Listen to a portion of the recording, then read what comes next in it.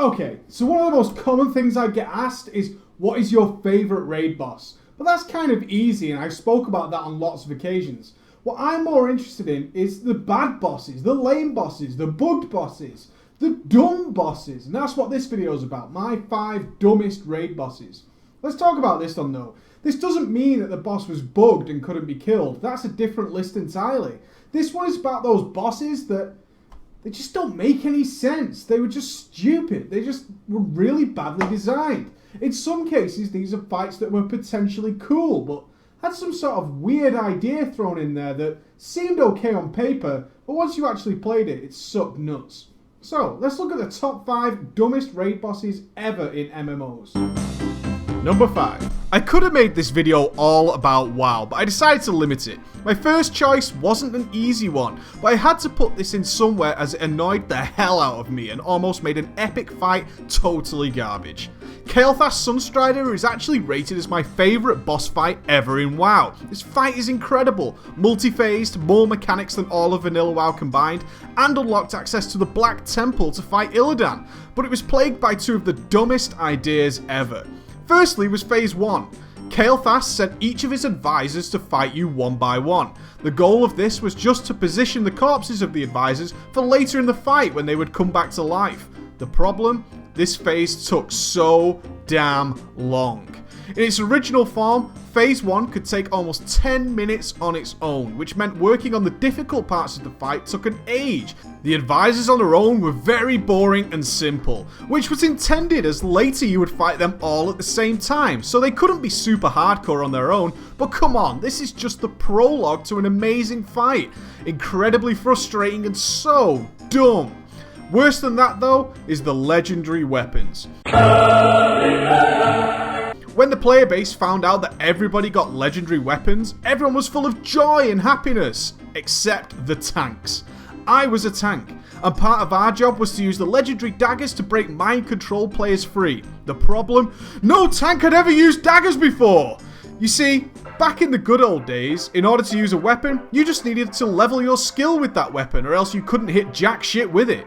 Oh, you just got a super amazing sword? Want some weapon skill with that? Do you? Well, tough, now get the fuck out. The only way to learn the weapon skill was to attack mobs with one equipped, and eventually you would gain the levels. This wasn't so bad for weapons like swords or maces as a tank. You naturally use these weapons while normally leveling, but daggers? Daggers? Every tank who reached Kaelthas had to go and get a cheap-ass dagger from the auction house and go farm mobs for hours to go from 0 skill to 350. And let me tell you, those last levels were a total pain in the ass. Going from 349 to 350 could take a whole raid run on its own. But once it was done, and you can enjoy the fight again. Except the beginning. Number 4. EverQuest. The vanilla WoW. Just look at all those pixels. Although this game looks like a GIF, it was and is still considered to be the major step forward in MMORPGs. Hell, a lot of the guys who made WoW also worked on this game. It was released in 1999, but is still going and is up to 18 expansions. The only downside to this game is that it's run by Sony Online Entertainment. They never made any mistakes, right? Right? This game is even banned in Brazil, and I quote, "This game leads players to a loss of moral virtue and takes them into a heavy psychological conflict because of the game's quest." Pretty retarded from a country who gave us 2 girls, 1... never mind. With all these expansions, there are a ton of raid bosses, but one is renowned for being the dumbest ever. A brief history of Kaelthas the Sleeper. One day a red dragon and a green dragon got drunk and made naughty, and they produced a crystal dragon? Yeah. Then he went to sleep.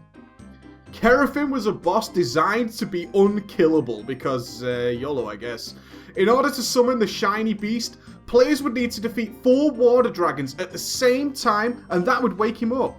The idea was for Kaelthas to go nuts and kill everyone in his path.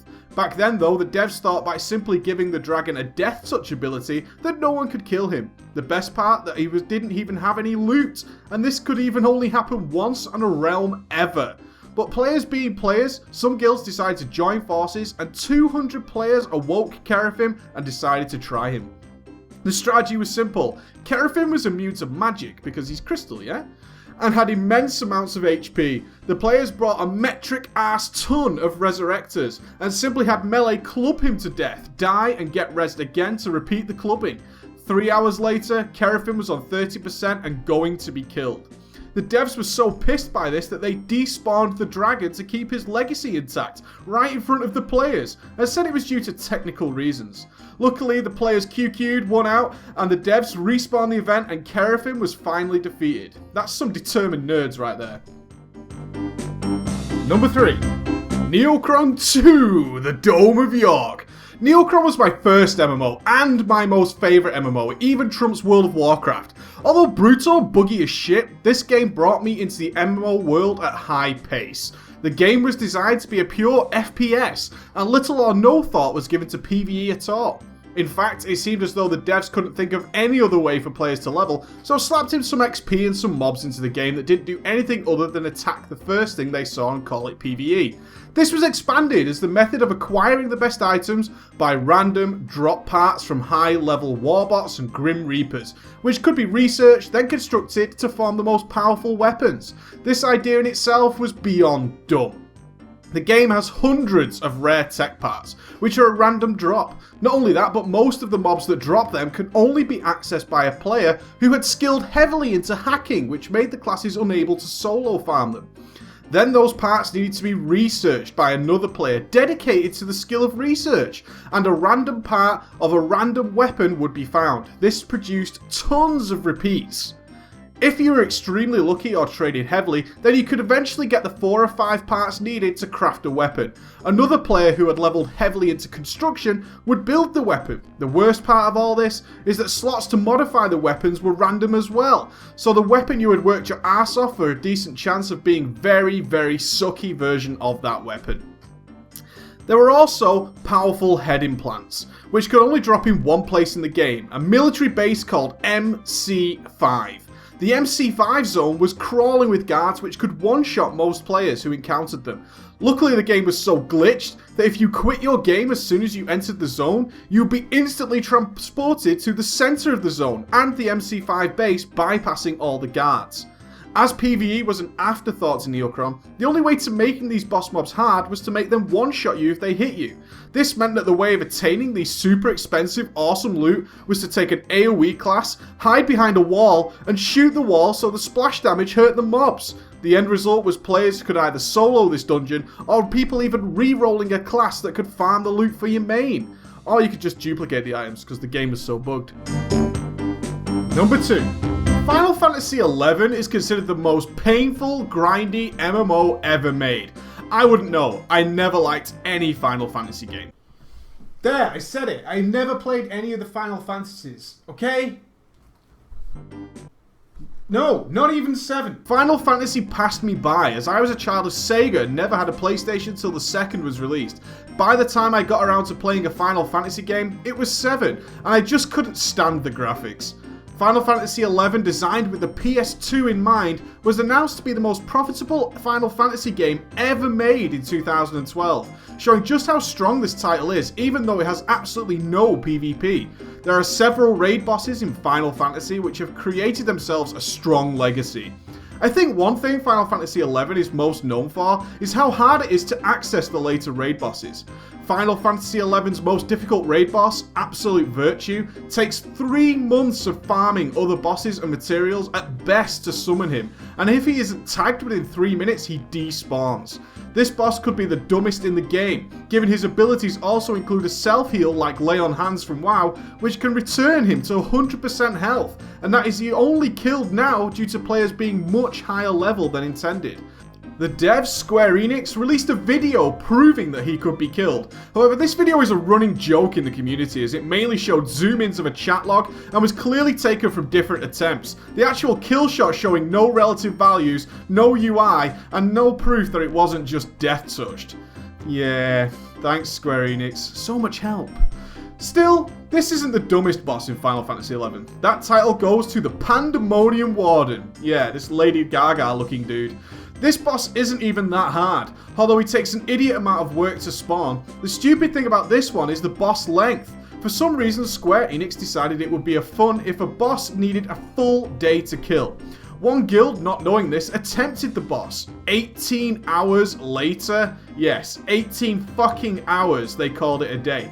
Not because they wiped, but they accepted they couldn't keep it up. They predicted it would take almost 24 hours to kill this boss. Seems legit, right? This boss spawned rumours of players passing out and vomiting from the length of the fight.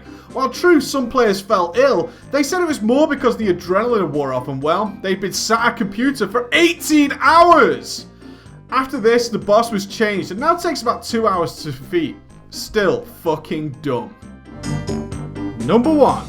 And now for the dumbest raid boss fight ever. I've come up against many fights in MMOs that either sucked or flat out made no sense, but this one is just ridiculous. And speaking of course of both the Deathwing encounters in World of Warcraft's Cataclysm expansion. An entire expansion dedicated to a dragon so badass it tore the entire planet in half. And what do we get after waiting over a year to finally battle him? A fight with his back freckles and his bag lady fingernails? WoW has created some epic dragon fights throughout its history. Even Cataclysm had an epic encounter with some old friends, but the Deathwing fight is more disappointing than the Star Wars prequels. Not only do you actually not get to fight the dragon himself, but you also had to deal with one of the most unbalanced and unforgiving fights in the expansion, which was picking the warts from his back. I get where Blizzard was going with this one, I really do. On paper it makes for an epic boss battle, tackling him in midair to bring him crashing into the maelstrom and then stamping his fingers off the cliff so he was destroyed. But that's not what the players wanted. We wanted Nefarian 2.0, or well, 3.0. To stand beneath a dragon the size of a city and have him stamping all around us as we took him down. Not a fight of blobs of blood and slimy tentacles while watching his sex face off in the distance. I don't think I've ever come across a more dumb end to an expansion.